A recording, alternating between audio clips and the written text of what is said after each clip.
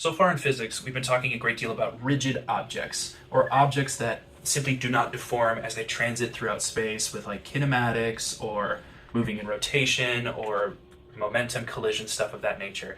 The objects sort of stay rigid and therefore the equations can follow from those rigid sort of setups. However, in reality, there are objects which do not follow such a rigid model, and one of the prime examples of this is fluid substances, or substances that deform quite readily based on their atomic structure and in-depth analysis of like how those bonds are kept.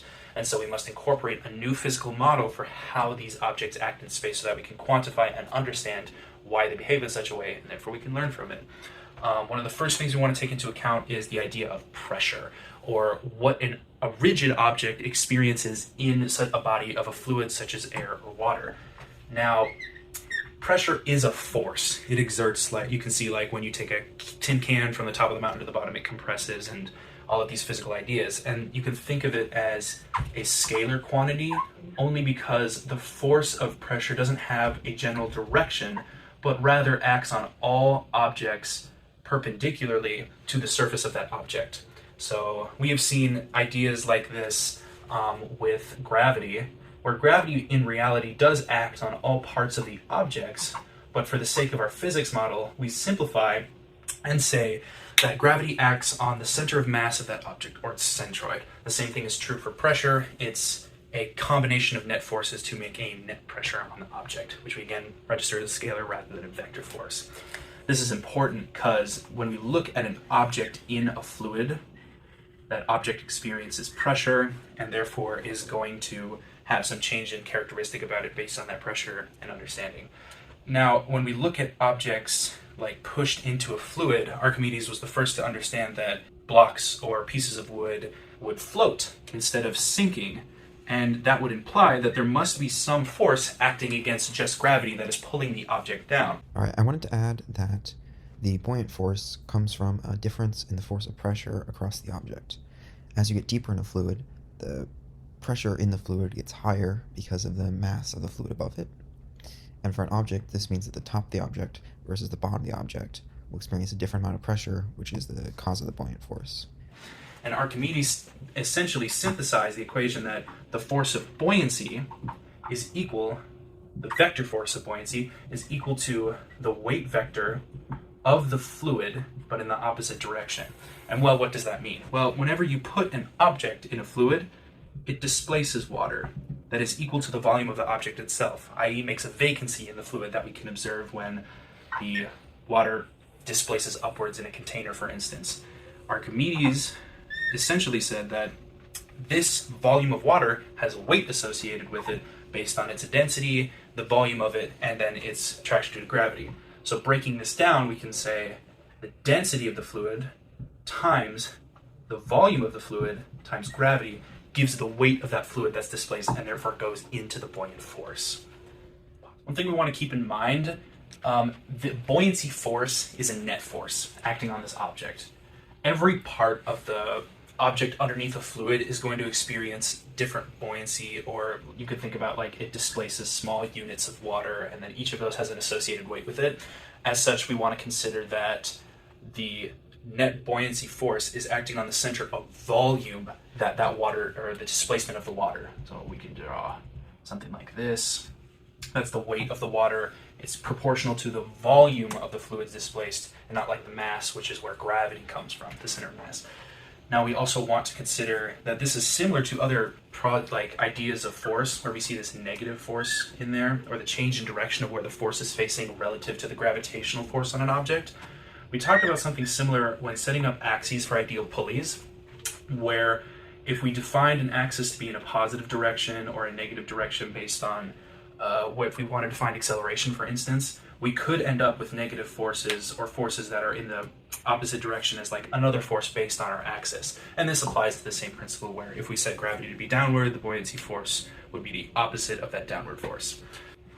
If we apply this concept forward, like with most forces, you could track an object's trajectory through space. So like for kinematics, we knew the force of gravity on an object, and if we knew the initial conditions, we could track its trajectory through space. The same thing applies for this object, where if you know the net forces like gravity and the buoyancy force on the object, you can track its trajectory through the water.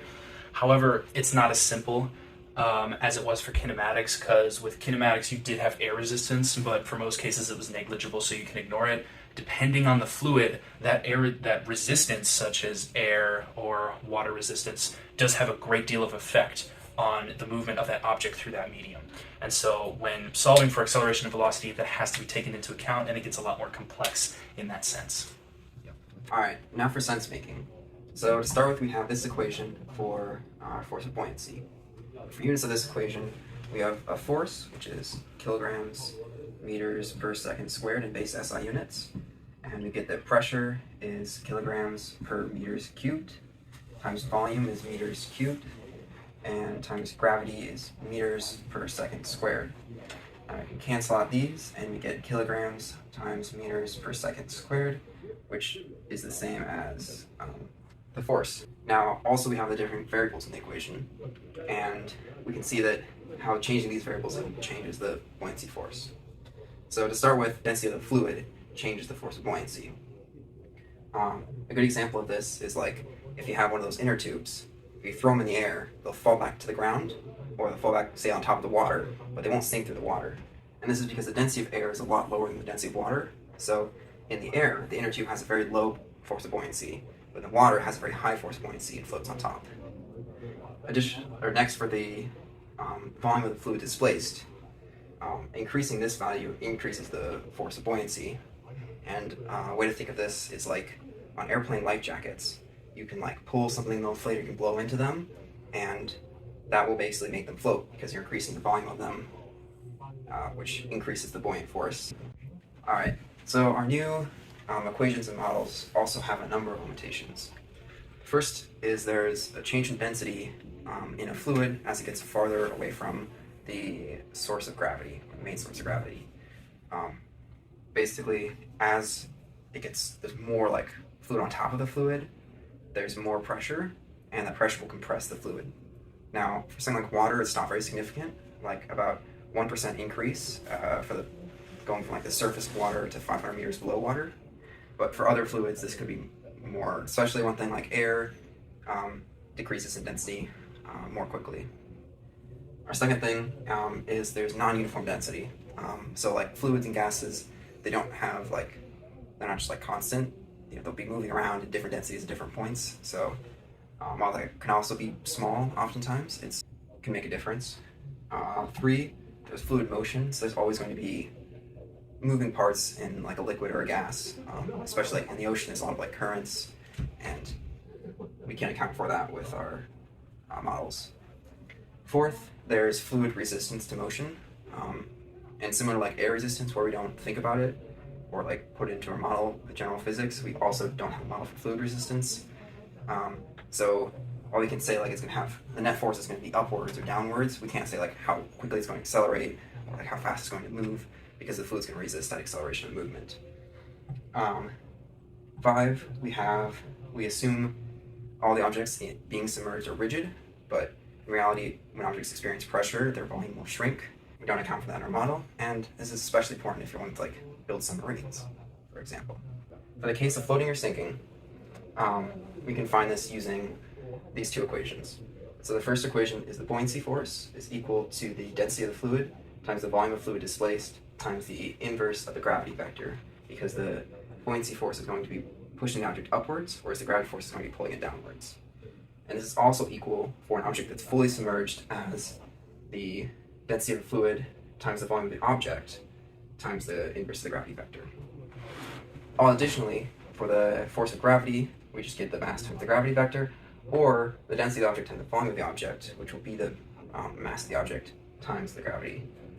Now, to find that an object will sink, we find that when it's fully submerged, so we can use these equations, the force of gravity is greater than the force of buoyancy.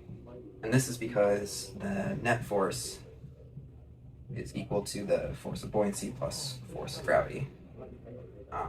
So it'll be downwards when the force of gravity is greater than the force of buoyancy, or it'll be sinking while that's true.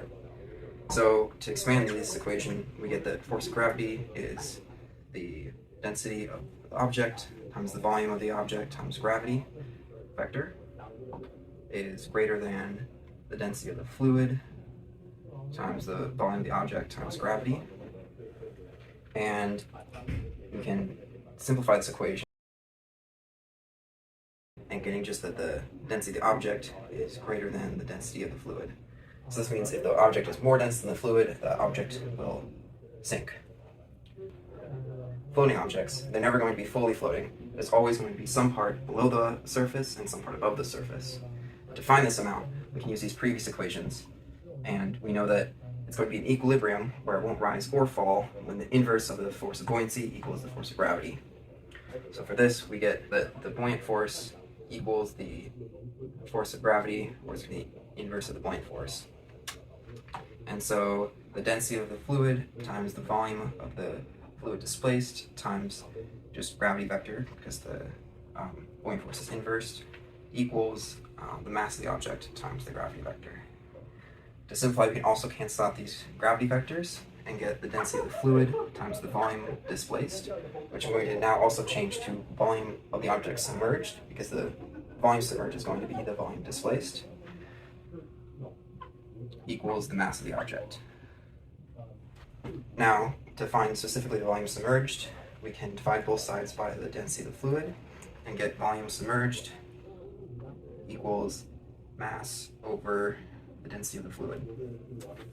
And in addition to this, if we want to know like the fraction of the object that's submerged, we can say that the volume submerged over the volume of the object is the percentage submerged, and this is going to equal density of the object over density of the fluid. Alright, so now that we've talked about theoretical, we should probably go into like an equation of why, like how buoyancy works. So we're starting out with a giant metal ducky with a mass of 80 kilograms is sitting at the bottom of an ocean. It has a volume of 30,000 centimeters cubed. How much force is needed to lift it from the surface? So we have a boat. This circle is a ducky because I can't draw one. And then we'll start off with equations. So in order to for the boat to pull it up, it required a positive tension force, which I'm just going to say is equal to the F of L, which I'm just going to say is our lift force, which equals F of G minus the buoyant force, simply because it is at the bottom of the ocean, so we know that gravity is stronger than, we know that F of G is stronger than the buoyant force.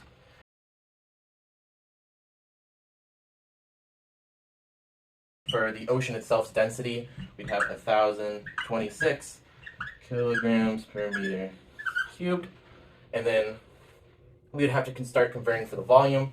Since we're at centimeters and everything wants to be in meters, we need to convert it.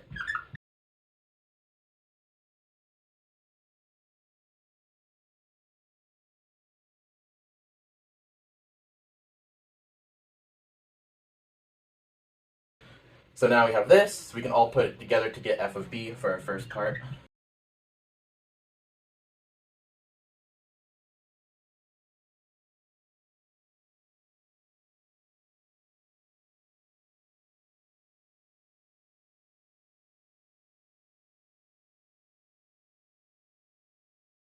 So now we have buoyant force, so we can now just simply find the force of gravity and minus buoyant force to get F of L.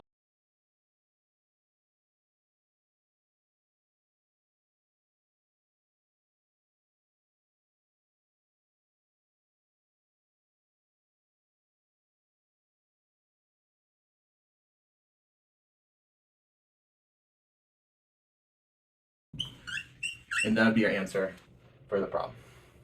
As with any physical model that we can go ahead and quantify with either mathematics or physical understanding, this buoyancy force and how to calculate it are incredibly important for understanding the physical world that surrounds us in a way that we can communicate with others and therefore design things, understand why objects act the way they do in fluids and stuff of that nature.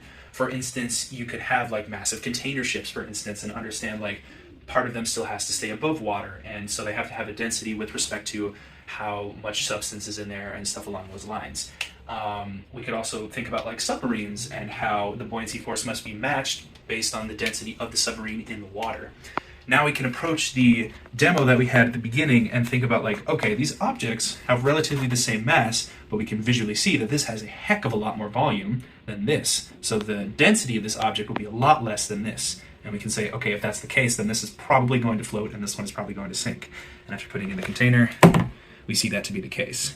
And we can also think about, like, if we know the density of this object, we can calculate the fraction that sits above water, i.e. important for like boats and stuff of that nature, or we could also use the displacement of water to calculate the volume of those objects, and more applications because we understand the relationships at play here from a quantization.